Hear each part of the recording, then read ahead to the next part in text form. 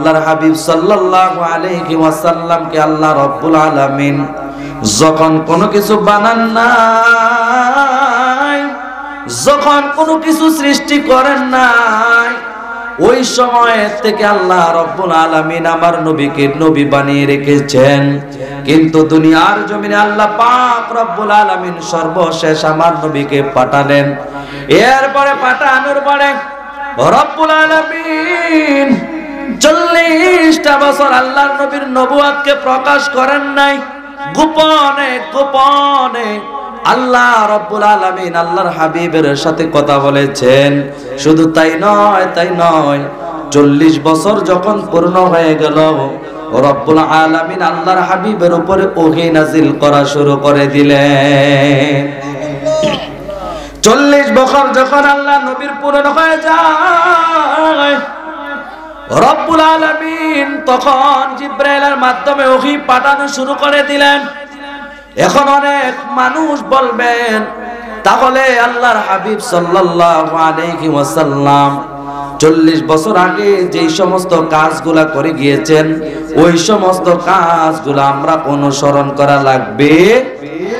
অনেক মানুষ এই ধরনের কথা বলে, কিন্তু না, নবী আমার দুনিয়ার জমিনে আগমন করার পর আল্লাহর হাবিব সাল্লাল্লাহু আলাইহি ওয়াসাল্লাম ছোট থেকেই নবী আমার যেই সমস্ত জিনিসগুলা, যেই সমস্ত ভালো ভালো ব্যবহারগুলা করে গিয়েছেন, আমরা উম্মতেরা যদি আল্লাহর নবীর সেই ছোটবেলার দিনগুলার দিকে খেয়াল করি, নবী আমার রাহমাতুল লিল আলামিন নবীর ছোটবেলার চরিত্রের দিকে যদি আমরা খেয়াল করি রে গোলাম, তাহলে আল্লাহ রাব্বুল আলামিন আমাদের জীবনটাকে ধন্য করে দিবেন।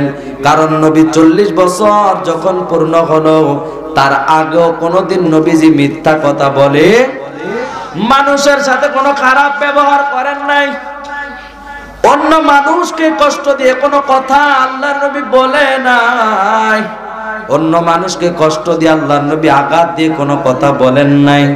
এই জন্য আল্লাহর নবী যখন নবুয়াতি প্রকাশ পাওয়ার আগে যেই সমস্ত কাজগুলা করে গেছেন, আমরা উম্মত হয়ে সেই কাজগুলা অনুসরণ করা, সেটাও আমাদের জন্য আবশ্যক। এই জন্য খুব সাবধান। নবী আমার রাহমাতুল লিল আলামিন দুনিয়ার জমিনে যখন আল্লাহর নবী আগমন করলেন, 63 বছর যখন আল্লাহর নবী দুনিয়ার জমিনের মধ্যে ছিলেন, আল্লাহর হাবিব সাল্লাল্লাহু আলাইহি ওয়াসাল্লামের 63 বছরের জিন্দেগিতে 3টা ভাগে ভাগ করা হয়েছে। 1 নাম্বার ভাগ হলো যখন আল্লাহর নবী দুনিয়ার জমিনে আসলেন, প্রথম 40টা বছরকে একটা ভাগে ভাগ করা হলো। এরপরে রাহমাতুল লিল আলামিন নবী আমার 10 বছর মক্কা নগরের মধ্যে ছিলেন। যখন আল্লাহ নবীর উপরে ওহী আসা শুরু হয়ে যায়, নবী আমার যখন ইসলামের দাওয়াত দেওয়া শুরু করে দেন, আর আল্লাহ রাব্বুল আলামিন আমার নবীর উপরে যখন কোরআনুল কারীম নাযিল শুরু করে দেন, 10 বছর নবী আমার মক্কার মধ্যে ছিলেন। এরপরে আল্লাহর হুকুম পেয়ে নবী আমার মদিনার মধ্যে চলে যান। মদিনার ভিতরে আল্লাহর নবী 13টা বছর ছিল। এই ছিল মোট 63টা বছর। এই 63 বছর আল্লাহর নবী রাহমাতুল লিল আলামিন নবী আমার দুনিয়ার জমিনে 63 বছর যখন ছিলেন, এই 3টা ভাগে ভাগ করা হয়েছিল। এখন কথা হলো, আল্লাহ রাব্বুল আলামিন আল্লাহর নবীকে 40 বছর বয়স হওয়ার পরে কেন নবুয়তি প্রকাশ করার কথা বললেন? প্রশ্ন আসে না যে 40টা বছর কেটে গেল, কিন্তু আল্লাহর নবীকে নবী হিসাবে যে পাঠাইছে এটা প্রকাশ করে না, কারণ কি? এটার একমাত্র কারণ আল্লাহ রাব্বুল আলামিন জানিয়ে দিল, হাবিব আপনি জেনে নেন আপনি 40টা বছর দিনের কোন দাওয়াত দিবেন না। কারণ আপনি যখন আপনার 40টা বছর পূর্ণ হয়ে যাবে হাবিব, আপনাকে কাফেরেরা এসে প্রশ্ন করবে, মুহাম্মদ বলো না তুমি কেমন করে নবী হইলা? ইয়া রাসূলুল্লাহ, ইয়া হাবিবাল্লাহ, নবী গো, তখন আপনি তাদেরকে বলে দিবেন কেমন করে আমি নবী হইলাম। আমার 40 বছর যে পূর্ণ হলো, ছোটবেলার আমার যে অলৌকিক ঘটনাগুলা সেগুলার দিকে খেয়াল করো। কারণ আমি নবী যখন দুনিয়ার জমিনে আসলাম, দুনিয়ার জমিনে আসার সাথে সাথে আমি নবী সেজদার মধ্যে পড়ে গেলাম। দুনিয়ার এমন কোন উম্মত নাই, এমন কোন বান্দা নাই যেই মানুষটা দুনিয়ার জমিনে আসার সাথে সাথে সেজদার মধ্যে পড়ে যায়। কিন্তু আমি নবী দুনিয়ার জমিনে আসার সাথে সাথে আমি সেজদার মধ্যে চলে গেলাম। আমি যখন দুনিয়ার জমিনে আসলাম, আমার দুনিয়ার জমিনের আগমনটা একটা অলৌকিক ধরনের ছিল, যার জন্য আমার অলৌকিক ঘটনাগুলোর দিকে খেয়াল করলে বুঝতে পারবা। কারণ আমি নবী যখন দুনিয়ার জমিনে আগমন করলাম, ওই কাবা ঘরের ভিতরে 360টা মূর্তি ছিল। আমি নবী দুনিয়ার জমিনে আগমন করার সাথে সাথে প্রত্যেকটা মূর্তির গলা নিজে নিজে ভেঙে পড়ে গেছে। বলেন সুবহানাল্লাহ।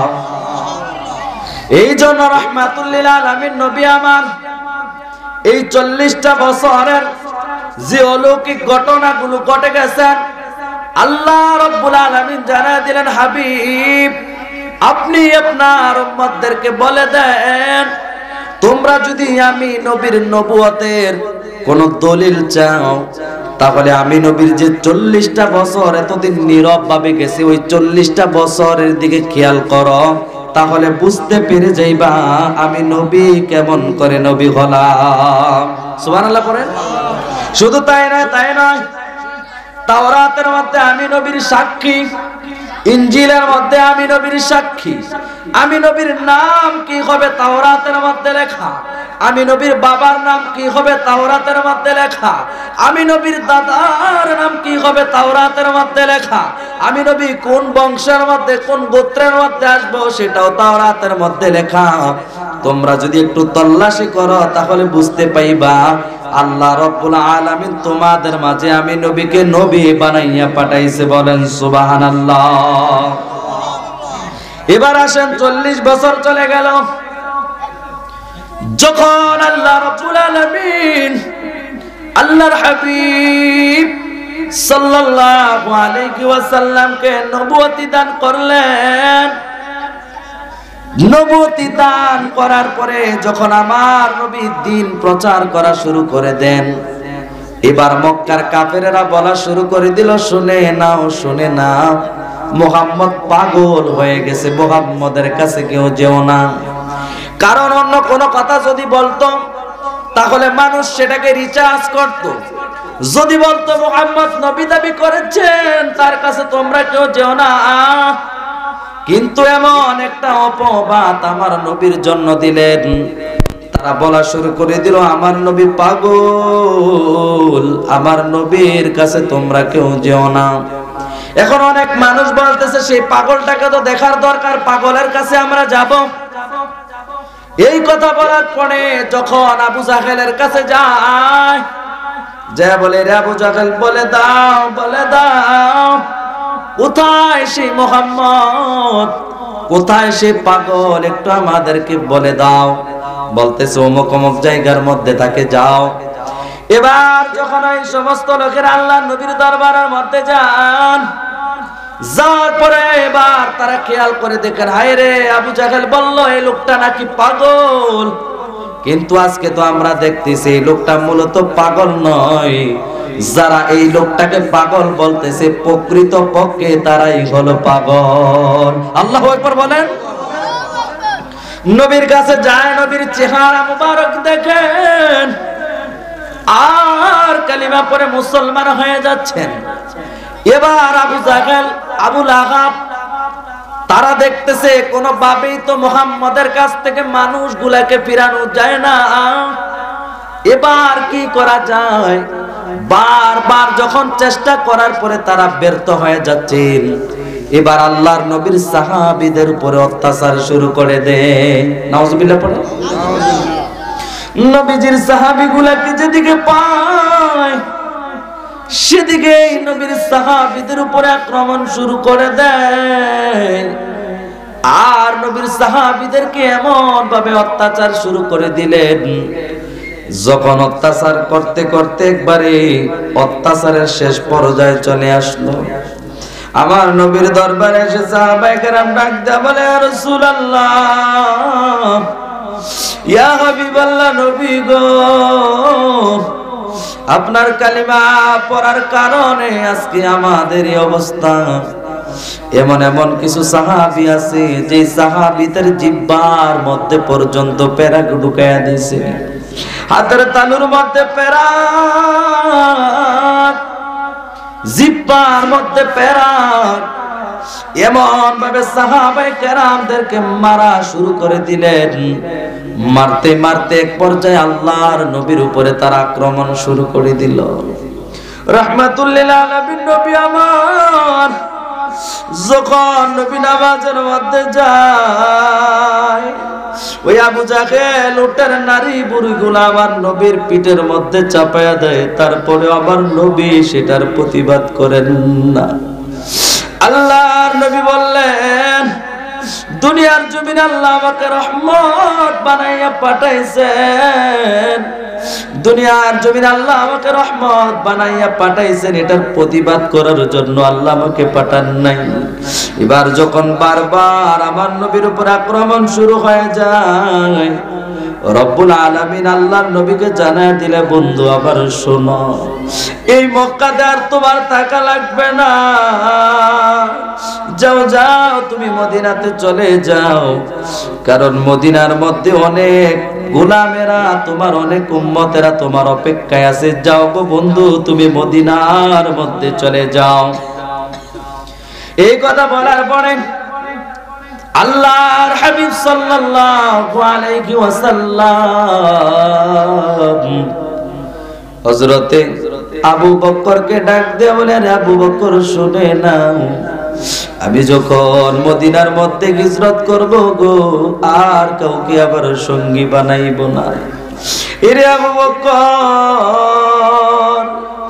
মদিনার মধ্যে যখন আমি হিজরত করব,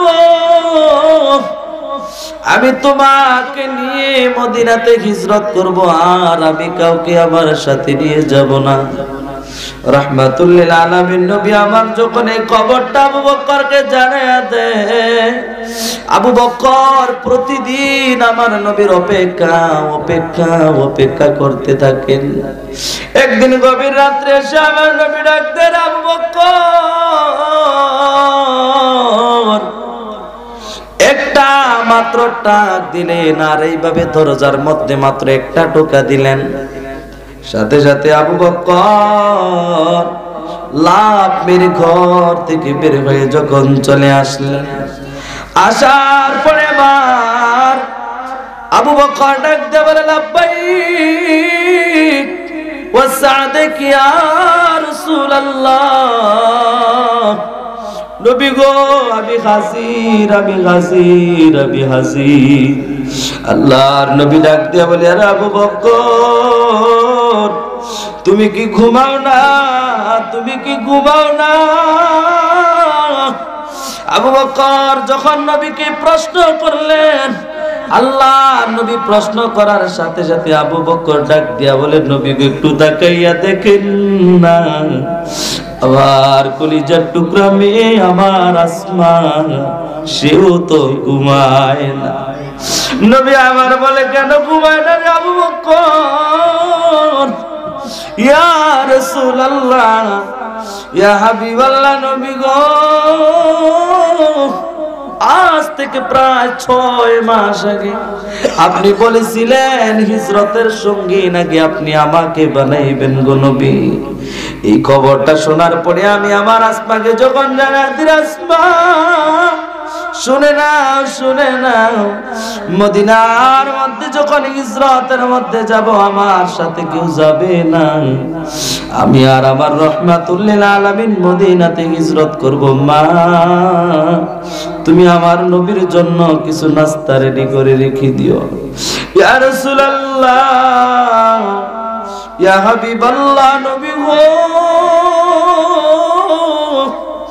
ও মায়ার নবী আমার, যেদিন আমার আসমাকে আমি এই খবরটা জানাইলাম, আজকে প্রায় 6 মাস পর্যন্ত আমি আমার পিঠটা বিছানার সাথে লাগাই নাই। নবী গো, আমার আসমা আমার সাথে ঘুমায় না গো নবী। প্রতিদিন আমার আসমা আপনি নবীর জন্য রাস্তা বানাইয়া বসে থাকেন, প্রতিদিন অপেক্ষায় থাকে কখন আমার নবী আসবে, কখন আমার নবী আসার পরে আমার নাস্তাগুলো গ্রহণ করবেন। নবী গো তাকাইয়া দেখেন আমার আসমা ঘুমায় না, আর আমি আবু বকর তো আজকে 6 মাস পর্যন্ত বিছানার মধ্যে পিঠ লাগাই না। সুবহানাল্লাহ বলেন। কে সে আবু বকর? যে আবু বকরের ব্যাপারে আমার নবী বললেন, আমার সাহাবায়ে কেরাম শোনো শোনো, আম্মা জান আয়েশা গভীর রাত্রে যখন তারকাগুলো গোনা শুরু করে দিলেন, আল্লাহর নবী বলে, আরে আয়েশা তুমি কি করো? ইয়া রাসূলুল্লাহ, ইয়া হাবিবাল্লাহ নবী গো, আসমানের ওই তারকাগুলা গোনার জন্য চেষ্টা করতেছি গো নবী। আমার নবী ডাক দিয়ে বলে, আসমা এর আয়েশা শুনে নাও, আসমানের তারকাগুলাকে তুমি গনে শেষ করতে পারবা কিনা? বলে না না পারবো না। এ আয়েশা শোনো গো, যদি আসমানের ওই তারকাগুলা গোনার জন্য চেষ্টা করো, গনতে পারবা, তবে খবরদার শুনে না, আবার একজন সাহাবী আছে গো, যেই সাহাবীর আমল নামা তুমি যদি গণা শুরু করে দাও, কিয়ামত পর্যন্ত গণে শেষ করতে পারবা না। সুবহানাল্লাহ। রাহমাতুল লিল আলামিন সেই কথা বলার পর আম্মা জান আয়েশা বলে, নবী গো জানায়া দেন, আপনার ওই সাহাবীর নাম কি একটু জানায়া দেন। আমার নবী বলে, জেনে নাও জেনে নাও, আমার ওই সাহাবীর নাম হলো হযরতে ওমর। সুবহানাল্লাহ পড়ে। আম্মা জান আয়েশার মাথা মলিন হয়ে গেল, মনটা ভারী হয়ে গেল, ডাক দিয়ে বলে, ইয়া রাসূলুল্লাহ, কি শুনাইলেন গো নবী আমার? আয়েশা হলো ওই সাহাবীর মেয়ে গো, যেই সাহাবীর নাম হলো হযরতে সিদ্দিকে আকবর। সুবহানাল্লাহ পড়েন।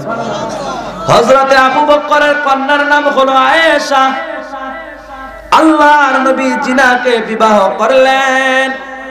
ওমরের নামটা বলার কারণে আয়েশার মনটা খারাপ হয়ে যায়। এবার আয়েশা ডাক দিয়ে বলে, ইয়া রাসূলুল্লাহ নবী গো, আমি তো মনে করেছিলাম আপনি মনে হয় আমার বাবা আবু বকরের নামটা বলে দিবেন। নবী আমার ডাক দিয়ে বলে, রে আয়েশা শুনো গো শুনো, আমার আবু বকরের কারোর সাথে তুলনা হয় না। কেন আমার আবু বকরের কারোর সাথে তুলনা হয় না জেনে নাও। আমার আবু বকর তো ওই আবু বকর, যে আবু বকর আমি নবীর সাথে হিজরত করার কারণে আমার সাহাবী উমর সারাটা জীবন যে আমল করেছেন, তার আমল নামায় সারাটা জীবনে যে সওয়াবটুকু লিখে দেওয়া হয়েছে, আমার আবু বকর হিজরতের রাত্রে গো মাত্র একদিন আমি নবীর সাথে থাকার কারণে হযরতে ওমরের সারা জীবনের আমল যদি এক পাল্লায় দিয়ে দেওয়া হয়, আর আমার আবু বকরের আমল যদি এক রাত্রের আমল এক পাল্লায় দিয়ে দেওয়া হয়, তাহলে আমার আবু বকরের আমল নামা বাড়ি হয়ে যাবে। বলেন সুবহানাল্লাহ। এ আয়েশা শুনো গো, কেমন বাবার মেয়ে কইলা তুমি? আমার আবু বকর, যে আবু বকরের আমল নামা যদি এক পাল্লার মধ্যে রেখে দেওয়া হয়, আর গোটা দুনিয়ার জমিনে আমার সাহাবীরা সহ যত সাহাবী আছে সমস্ত সাহাবী আবু বকর ওমর, আবু বকরকে বাদ দিয়ে ওমর ওসমান আলী সহ আমার যতগুলো সাহাবী আছে গো, কিয়ামত পর্যন্ত যতগুলো আমার উম্মত আসবে সকলের আমলনামা যদি এক পাল্লায় রেখে দাও হয়, আর আমার আবু বকরের আমলনামা যদি এক পাল্লায় রেখে দেওয়া হয়, তাহলে জেনে নাও জেনে নাও জেনে নাও সমস্ত মানুষের আমলনামা এক পাল্লায় রেখে দিলেও গো, আর আমার আবু বকরের আমলনামা এক পাল্লায় রেখে দেওয়ার পরে আমার আবু বকরের আমলনামা আল্লাহ রব্বুল আলামিন ভারী করে দিবে। বলেন সুবহানাল্লাহ। এই জন্য নবীর ভালোবাসা। কেন আবু বকরের এত আমল? তিনি তো বেশি নামাজও পড়েন নাই, তিনি তো বেশি রোজা রাখেন নাই, কিন্তু কেন তার আমল নামে এত ভারী হয়ে যায়? এটার একমাত্র কারণ হলো তার ভিতরে আমার নবীর মহব্বত, আমার নবীর ভালোবাসায় ভরপুর ছিল। কথা বলেন ঠিক কিনা? নবীর ভালোবাসায় ভরপুর ছিল আবু বকরের হৃদয়। ডাক দিয়ে বলে, নবী আমার শুনেন গো, আমিও ঘুমাই না, আমার মেয়েও ঘুমায় না। ইয়া রাসূলুল্লাহ, আপনার সাথে হিজরত করার জন্য আমি আজকে 6টা মাস বিছানার সাথে আমার পিঠটা লাগাই না। রাহমাতুল লিল আলামিন নবী আমার বলেন, চলো চলো এ আবু বকর, চলো গো, হিজরত করে আমরা মদিনায় চলে যাই। এই কথা বলার পরে আল্লাহর হাবিব সাল্লাল্লাহু আলাইহি ওয়াসাল্লাম একই সাথে যখন হাঁটা শুরু করে দেন, একটু পরে আবু বকর ডাক দিয়ে বলে, ইয়া রাসূলুল্লাহ, ইয়া হাবিবাল্লাহ, নবী গো, ও মায়ার নবী আমার তারান, আমি জীবনে কোনোদিন আপনি নবীর সামনে দিয়ে হাঁটি নাই, জীবনে আপনি নবীকে কখনো পিছ দিয়ে আমি আবু বকর চলাফেরা করি নাই। নবী গো, আজকে একটু আমার পিছনে আপনি দাঁড়ান গো নবী, আমি আপনার সামনে সামনে একটু আমি হাঁটবো। কিছুক্ষণ যাওয়ার পরে আবু বকর ডাক দিয়ে বলে, ইয়া রাসূলুল্লাহ, ইয়া হাবিবাল্লাহ, নবী গো, আপনি আমার আগে আগে হাঁটেন, আমি আপনার ডান পাশ দিয়ে হাঁটবো। আবার কিছুক্ষণ পরে আবু বকর আল্লাহর নবীর বাম পাশ দিয়ে হাঁটা শুরু করে দিলেন। একটু পরে আবার আল্লাহর নবীর পিছনের দিয়ে গিয়ে হাঁটা শুরু করে দিলেন। আবার সামনে আসা শুরু করে দিল গো। আবার নবী ডাক দিয়ে বলে, আবু বকর, আবু বকর, কেন গো এমন করতেছো? জীবনে আমার সাথে অনেক জায়গায় গেছো গো, কিন্তু আমি কোনোদিন দেখি নাই আমি নবীর সামনে দিয়ে তুমি আবু বকর হাঁটতা। আজকে একবার তুমি সামনে যাও, আর একবার তুমি পিছনে যাও, একবার তুমি ডাইনে যাও, আর একবার তুমি বামে যাও। এটার কারণ কি? আবু বকর চোখের পানিগুলো ছেড়ে দিয়ে বলে, নবী গো, ইয়া রাসূলুল্লাহ, ইয়া হাবিবাল্লাহ, আমি আপনার সামনে যাওয়ার একমাত্র কারণ গো, যখন কাফেরেরা এইভাবে দূর থেকে তীর নিক্ষেপ করবে, আমি সামনে থাকার কারণে যেন সর্বপ্রথম আমি আবু বকরের কলিজাটার মধ্যে এসে লাগে যায়। ইয়া রাসূলুল্লাহ, আপনার ডান দিকে যাই, কাফেরেরা যখন আপনি নবীকে আক্রমণ করবে, তখন যেন আমি আবু বকরের শরীরের মধ্যে আঘাতটা লেগে যায়। বাম দিকে যাওয়ার পরে যেন বাম দিকের আঘাতটা আমি আবু বকরের গায়ে লেগে যায়। এই জন্য একবার আগে একবার পিছনে আমি আপনার এরকম করতেছি।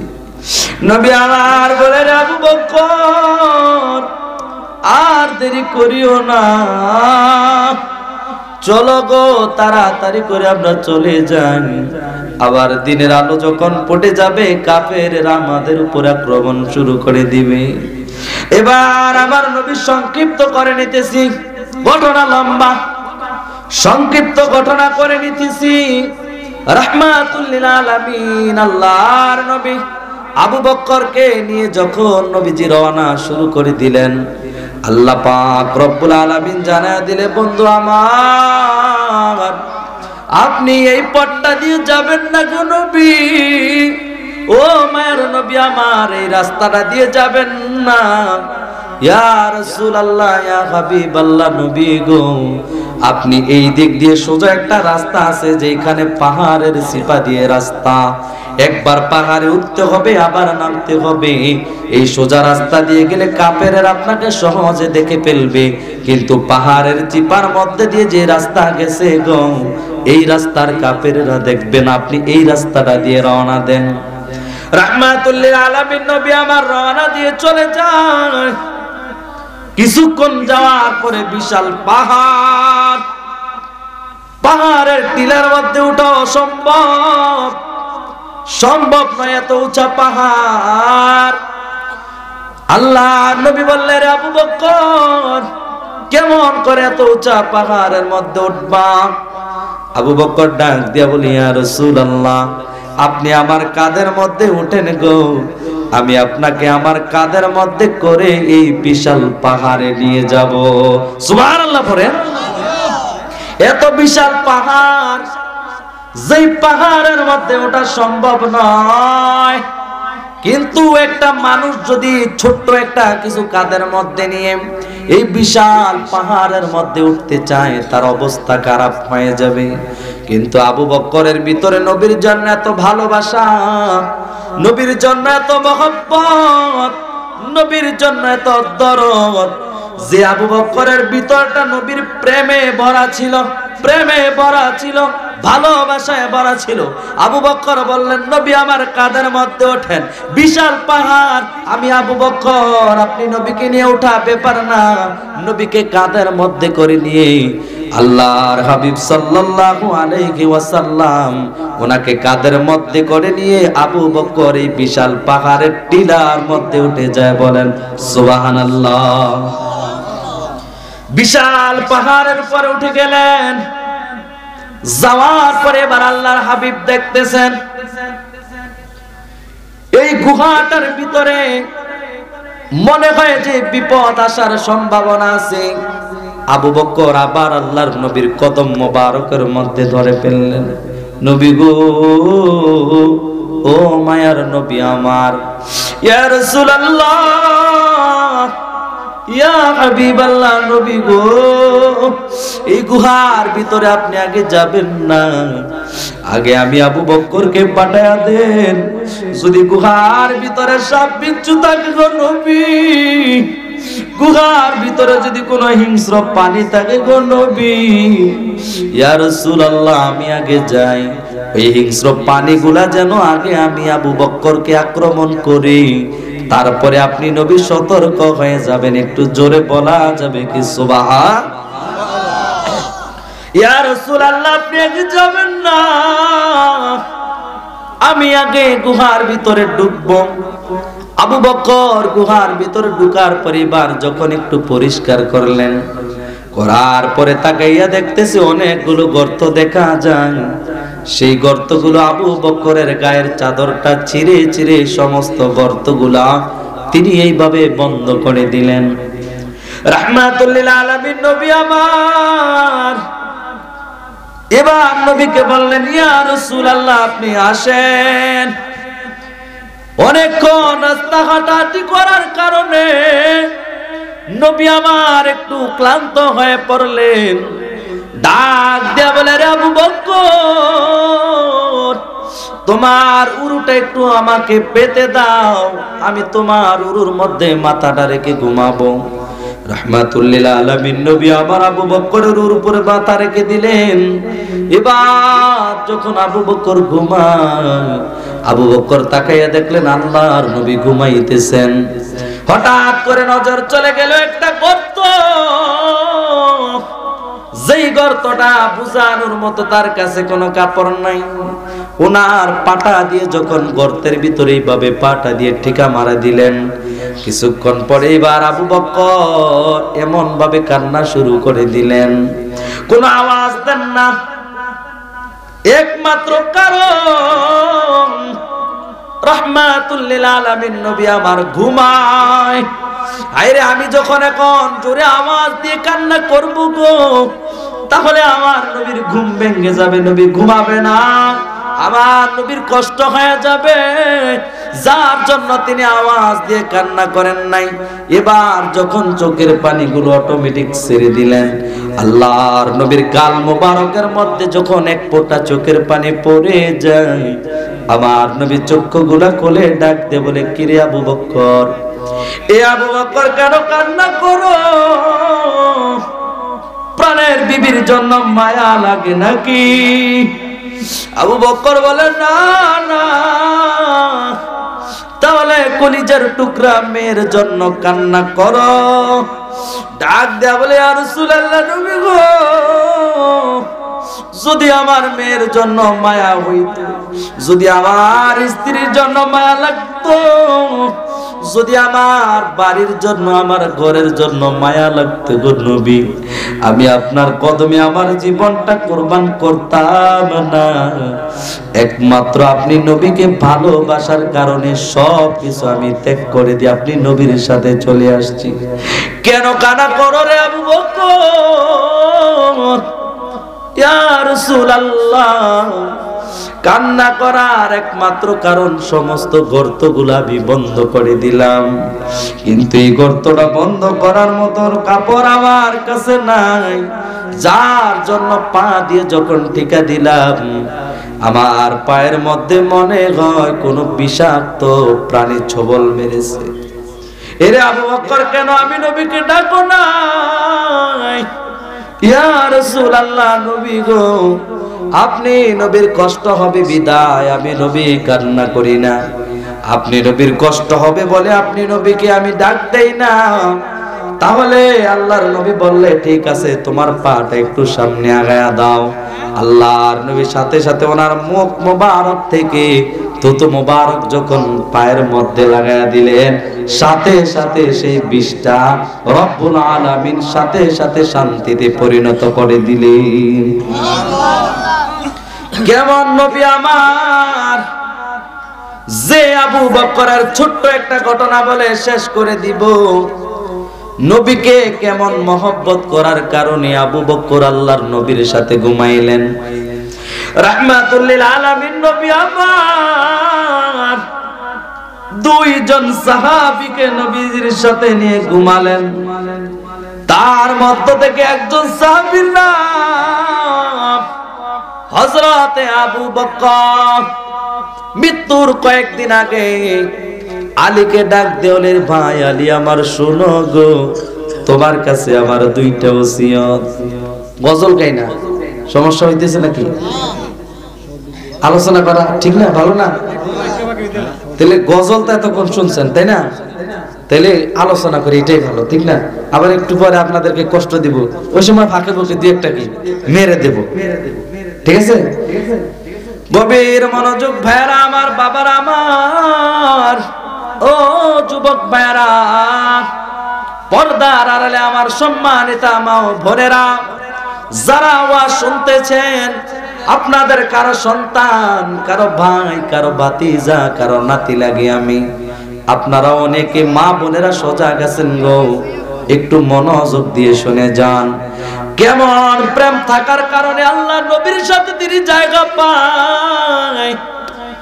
মৃত্যুর কয়েকদিন আগে আলীকে ডাক দেওয়ালে, ভাই আলী, দুইটা ওসিয়ত তোমার কাছে জেনে নাও। এক নাম্বার ওসিয়ত, আমি যখন মারা যাব রে আলী, তুমি আমাকে গোসলটা দিয়ে দিও তোমার নিজ হাতে, তোমার হাত দিয়ে আমাকে গোসল করাইয়া দিবা, অন্য কেউ যেন আমার গোসল না দেয়। আলী ডাক দেয়া বলে, কেন গো, এই ওসিয়ত আমার কাছে তুমি করলা? বলে, আমার দুই নাম্বার ওসিয়তটা জেনে নাও, তারপরে আমি তোমাকে বলতেছি।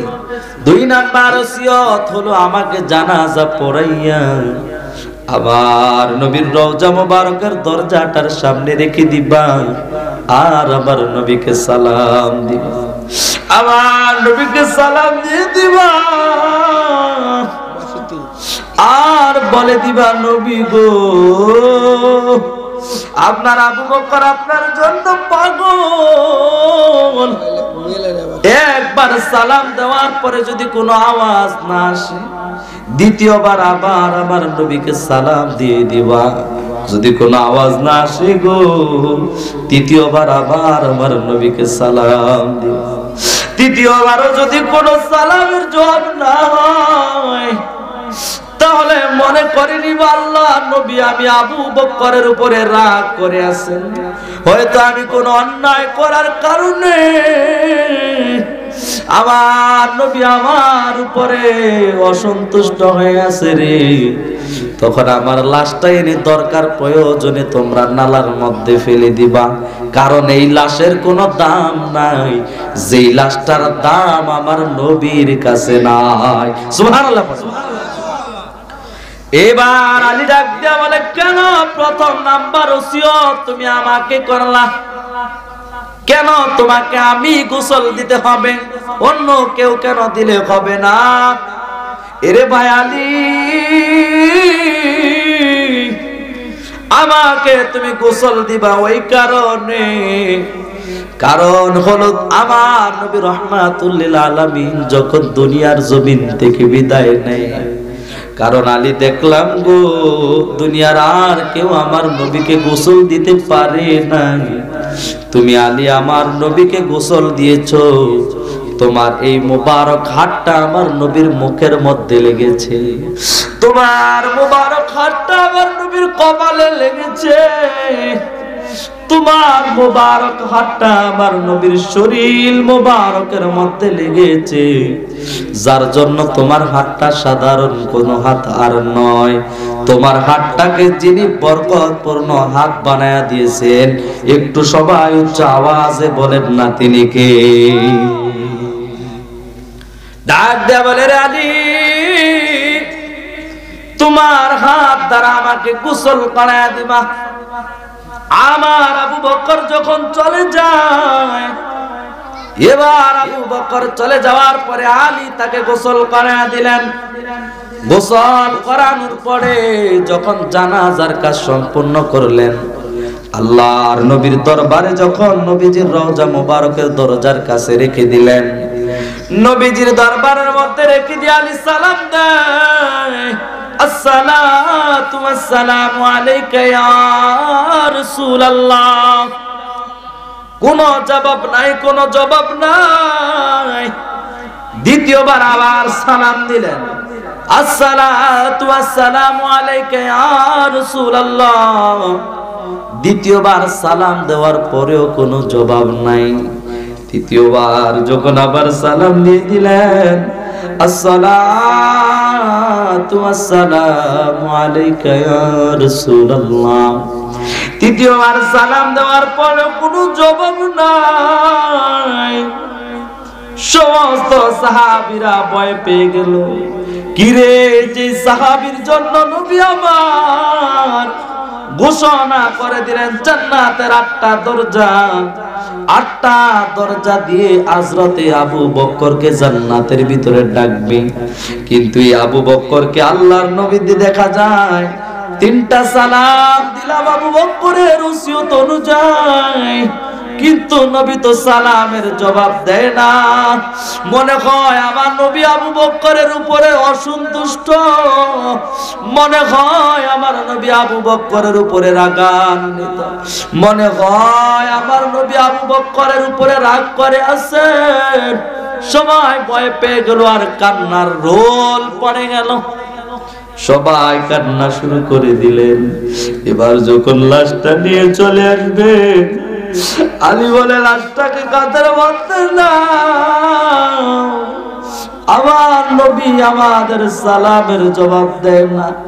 কিছুক্ষণ পর দেখতেছেন আল্লাহর নবীর রওজা মুবারকের তালাটা অটোমেটিক খুলে গিয়েছে। নবীজির রওজা মুবারকের তালাটা খুলে যায়, আর ভিতর থেকে আওয়াজ, কই নেস তোরা আমার পাগলারে কই না? আমার পাগলা আমার কাছে দিয়ে যাও, কই নিয়ে যাও, আমার পাগলারে নিয়ে যাও না। আমি আমার আবু বকরের জন্য এতদিন অপেক্ষা, দিয়ে যা আমার আবু বকরকে আমার কাছে দিয়ে যা। আমার আবু বকরকে কোথাও নিয়ে যেও না, নবীজির রওজা মুবারকের দরজা খুলে গেছে। এখন আমাদের মধ্যে এমন কিছু ভাইয়েরা আছে যারা আমার নবীকে বলে আমার নবী মারা গেছে, ঠিক কিনা বলে? অনেক মানুষ বলে নবী মরে গেছে, নবী পচে গেছে, নবী নাই, নবী নাই। না না না, নবী আছে, নবী থাকবে, নবী ছিল, নবী আছে, নবী থাকবে। যারা বলে আমার নবী নাই, আমার নবী মরে গেছে, আমার নবী পচে গেছে, আমার নবী মৃত নবী, আমার নবী হায়াতুন নবী নয়, আমার নবী জিন্দা নবী নয়, বুঝে নিতে হবে এরাই হচ্ছে প্রকৃত পক্ষে মুনাফিক। বুঝে নিতে হবে এরাই হচ্ছে প্রকৃত পক্ষে মুনাফিক। এই জন্য নবীর ভালোবাসা অন্তরে নিতে হবে। নবীর ভালোবাসা থাকার কারণে আবু বকর তো দামি হয়ে গেছে। নবীর ভালোবাসা থাকার কারণে আবু বকরের জন্য অটোমেটিক নবী রওজা মুবারকের দরজা খুলে দেয়। আবার এমন কিছু বাবারা আছে আল্লাহর নবীর রওজাকে রওজাও বলতে চায় না, তারা বলে কবর বললে নাকি বেশি সওয়াব। নাউজুবিল্লাহ পড়ে। নবীর রওজাকে রওজা বলতে চায় না, বলে কবর, কবর বলে সম্বোধন করে। আল্লাহ পাক রব্বুল আলামিন এই সমস্ত জাহেলদের থেকে যেন আমাদের ঈমানকে বাঁচায়া দেয়। সবাই চিৎকার মেরে বলুন আল্লাহুম্মা আমিন।